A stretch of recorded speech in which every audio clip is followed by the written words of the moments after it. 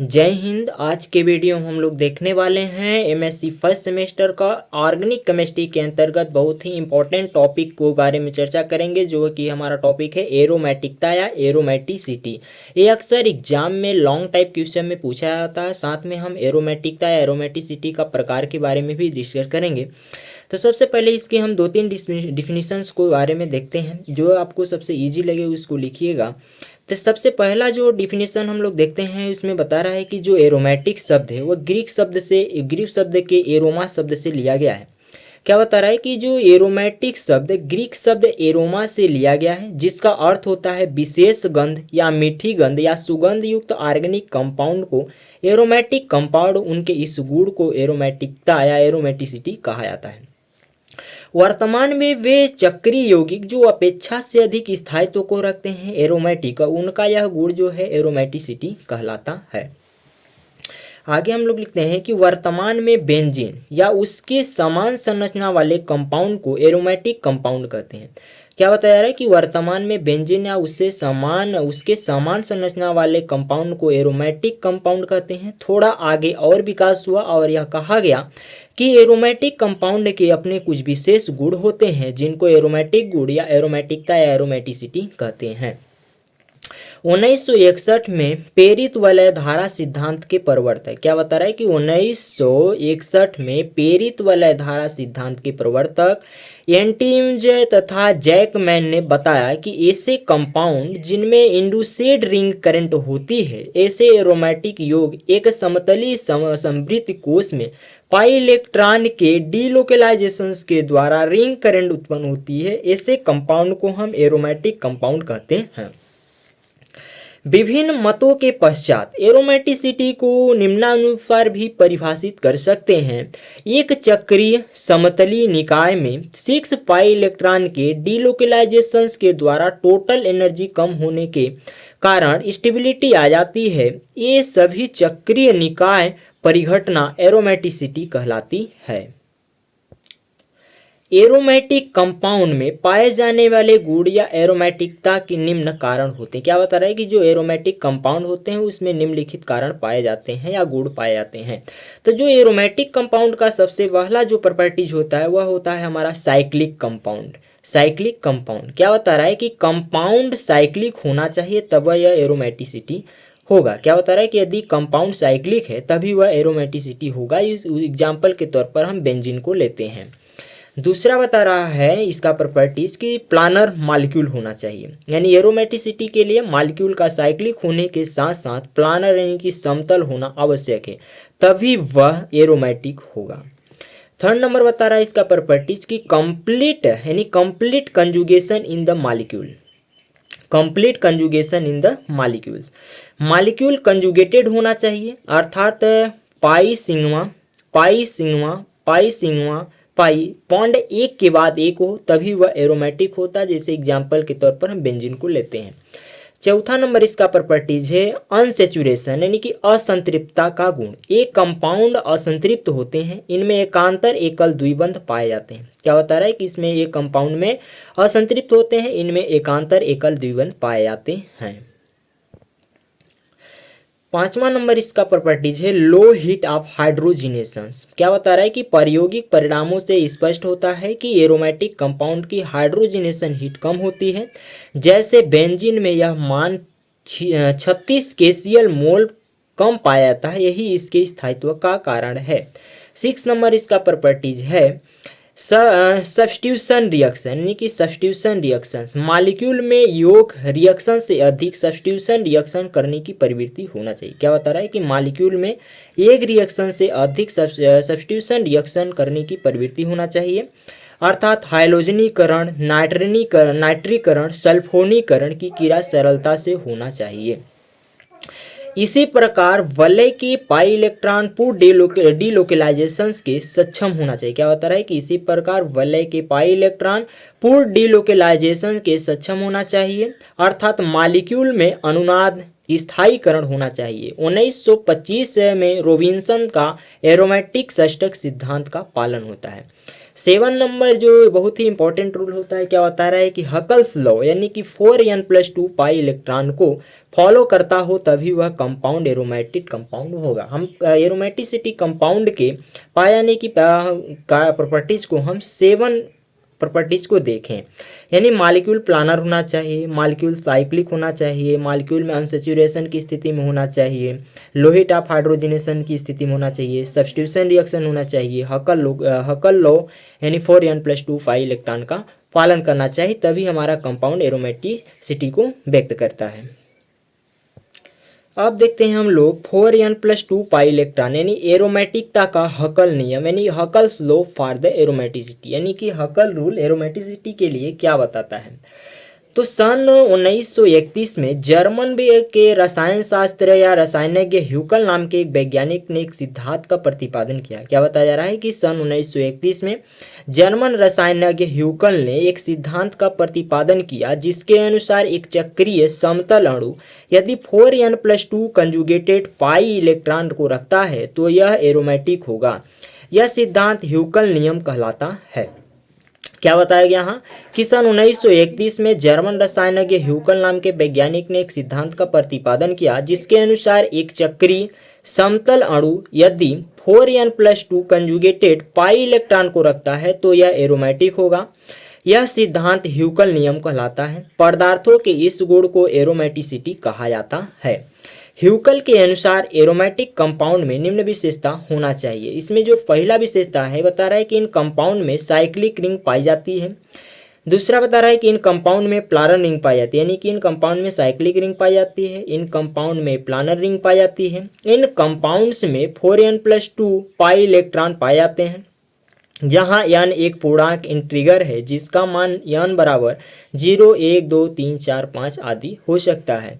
4 number इसकी विशेषता है कि एरोमेटिक कंपाउंड में 2, 6, 10, 14, 18 आदि पाई इलेक्ट्रॉन पाए जाते हैं। क्या बता रहा है कि एरोमेटिक कंपाउंड में 2, 6, 10, 14, 18 आदि पाई इलेक्ट्रॉन पाए जाते हैं। एरोमेटिक कंपाउंड में यह पाई इलेक्ट्रॉन की पूरी रिंग में डिलोकलाइज्ड हो। क्या होता है कि एरोमेटिक कंपाउंड में पाई इलेक्ट्रॉन पूरी रिंग में डिलोकलाइज्ड होते हैं। एरोमेटिक कंपाउंड में उपस्थित रिंग में सभी कार्बन sp2 हाइब्रिड होना चाहिए। क्या बता रहा है कि जो एरोमेटिक कंपाउंड होता है उसमें उपस्थित रिंग में सभी कार्बन sp2 हाइब्रिडाइज होना चाहिए।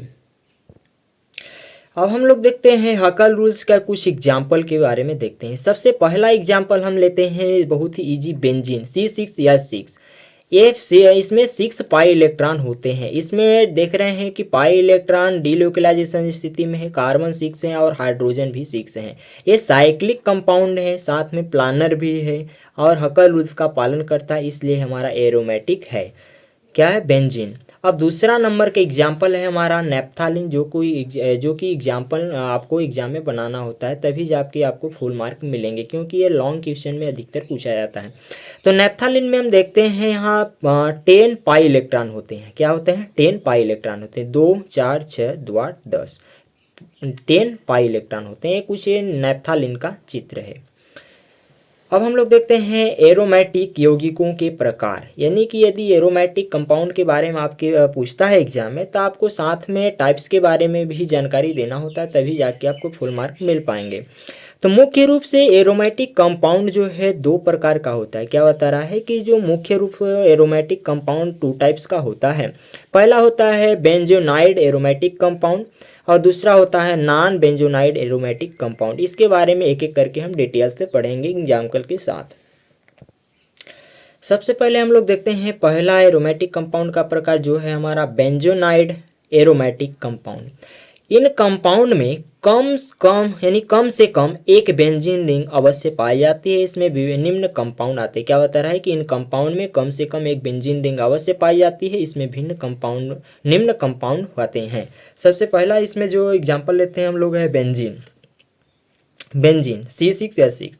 बेंजीन को एरोमेटिक कंपाउंड का जनक कहा जाता है। क्या बता रहा है कि जो बेंजीन होता है उसको हम एरोमेटिक कंपाउंड का जनक कहा जाता है तथा इसे प्रथम एरोमेटिक कंपाउंड भी कहते हैं। क्या बताया गया कि जो बेंजीन है इसको हम एरोमेटिक कंपाउंड का जनक कहा जाता है तथा इसे प्रथम एरोमेटिक कंपाउंड भी कहते हैं। इसमें प्लानर रिंग पाई जाती है तथा 6 पाई इलेक्ट्रॉन भी पाए जाते हैं जो पूरी रिंग में डिलोकलाइज्ड हो सकते हैं तथा रिंग के सभी कार्बन sp2 हाइब्रिड होते हैं, अतः यह कंपाउंड हकल्स रूल का पालन करते हैं, अतः यह एरोमेटिक है। बहुत ही इजी सा बताया गया बेंजीन के बारे में कि बेंजीन को एरोमेटिक कंपाउंड का जनक कहा जाता है। इसे प्रथम एरोमेटिक कंपाउंड भी कहते हैं। इसमें प्लानर रिंग पाई जाती है तथा इसे 6 पाई इलेक्ट्रॉन भी पाए जाते हैं जो पूरी रिंग में डिलोकलाइज स्थिति में हो सकते हैं तथा रिंग के सभी कार्बन sp2 हाइब्रिड होते हैं, अतः यह कंपाउंड हकल्स रूल का पालन करते हैं, अतः यह एरोमेटिक है। कुछ इस प्रकार से बेंजीन का स्ट्रक्चर होता है हमारा। इसमें 6 पाई इलेक्ट्रॉन होते हैं, 6 पाई इलेक्ट्रॉन, 2 4 6 यानी कि 3 ठो यहाँ डबल बॉन्ड में दिखाया गया है जो कि 6 पाई इलेक्ट्रॉन होते हैं। अब हम लोग का जो दूसरा एग्जाम्पल है जो कि पहले हम लोग देखे थे, दूसरा एग्जाम्पल है नेप्थालिन यानी कि नेप्थालिन के बारे में। नेप्थालिन में जो है 10 पाई इलेक्ट्रॉन होते हैं और ये साइक्लिक कंपाउंड है, साथ में प्लानर भी है। इसमें 10 पाई इलेक्ट्रॉन पाए जाते हैं, हकल उसका पालन करता है, इसलिए हमारा एरोमेटिक कंपाउंड है। थर्ड नंबर एग्जाम्पल है एंथ्रासिन। एंथ्रासिन में 14 पाई इलेक्ट्रॉन पाए जाते हैं, 2 4 6 2 8 10 12 14 पाई इलेक्ट्रॉन पाए जाते हैं जो कि हमारा कंपाउंड साइक्लिक है, प्लानर है और हकल्स रूल का पालन करता है, इसलिए यह एरोमेटिक कंपाउंड है। 4 नंबर का एग्जाम्पल है फेनाएंथ्रासिन। फेनेंथ्रासिन में भी 14 इलेक्ट्रॉन ही पाए जाते हैं जो कि हमारा ये हकल्स रूल का पालन करता है और साथ में साइक्लिक है और प्लानर भी है, अतः यह एरोमेटिक कंपाउंड है, इसको हम कह सकते हैं। अब हम लोग का जो एरोमेटिक कंपाउंड का दूसरा प्रकार है वह है हमारा non benzenoid aromatic compound. Non benzenoid aromatic compound, इन कंपाउंड में बेंजीन रिंग नहीं पाई जाती है। इसमें भिन्न प्लानर साइक्लिक कार्बन का ढांचा होता है किंतु हकल्स रूल का पालन करते हैं। यह निम्न है। क्या बता रहा है कि इन कंपाउंड में बेंजीन रिंग नहीं पाई जाती है, इनमें से भिन्न प्लानर साइक्लिक कार्बन का ढांचा होता है और किंतु हकल्स रूल का पालन करते हैं। ये निम्न है। इसमें जो पहला एग्जाम आता है नॉन बेंजोनाइड कंपाउंड का वो है साइक्लोप्रोपेन कैटायन। ये है कुछ साइक्लोप्रोपेन कैटायन का। इसमें 2 पाई इलेक्ट्रॉन पाया जाता है जो कि स्ट्रक्चर है। नॉन बेंजोनाइड कंपाउंड का सेकेंड एग्जाम्पल है साइक्लोपेंटाडाइन एनायन। ये कुछ इस प्रकार से, इसमें भी 2 पाई इलेक्ट्रॉन पाए जाते हैं। ये क्या है? साइक्लोपेंटाडाइनल एनायन है, यहाँ रेड आयन का चिन्ह है एनायन का। थर्ड नंबर एग्जाम्पल है नॉन बेंजोनाइड कंपाउंड का साइक्लोहेप्टाट्राइन कैटायन का कुछ इस प्रकार से स्ट्रक्चर है। इसमें 6 पाई इलेक्ट्रॉन पाए जाते हैं जो कि नॉन बेंजोनाइड होता है। 4 नंबर एग्जाम्पल है बहुत ही इंपॉर्टेंट एज्यूलिन जो है कभी कभी शॉर्ट टाइप क्वेश्चन में नोट्स लिखने के लिए दे दिया जाता है। तो एज्यूलिन जो है नॉन बेंजोनाइड कंपाउंड होता है। क्या बता रहा है कि साइक्लोपेंटाडाइन एंड साइक्लोहेप्टाट्राइन रिंग के जुड़ने से बनी स्ट्रक्चर एज्यूलिन कहलाती है।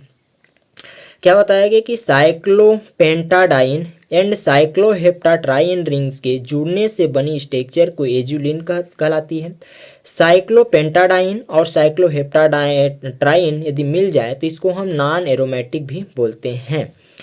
लेकिन दोनों जुड़ने से एरोमेटिक कंपाउंड बनाते हैं। कुछ इस प्रकार से हमारा यह है साइक्लोपेंटाडाइन है और साइक्लोहेप्टाट्राइन है, तो ये कुछ जुड़ के हमारा एज्यूलिन का फॉर्मेशन करते हैं। आज के वीडियो में बस इतना ही समझते हैं जो कि एग्जाम की दृष्टि से बहुत ही महत्वपूर्ण टॉपिक के बारे में हम लोग देखें। यदि वीडियो पसंद आया हो तो कमेंट बॉक्स में बताएं, वीडियो को लाइक करें और चैनल को सब्सक्राइब करें। मिलते हैं नेक्स्ट टॉपिक के अंतर्गत, तब तक के लिए thanks for watching this video.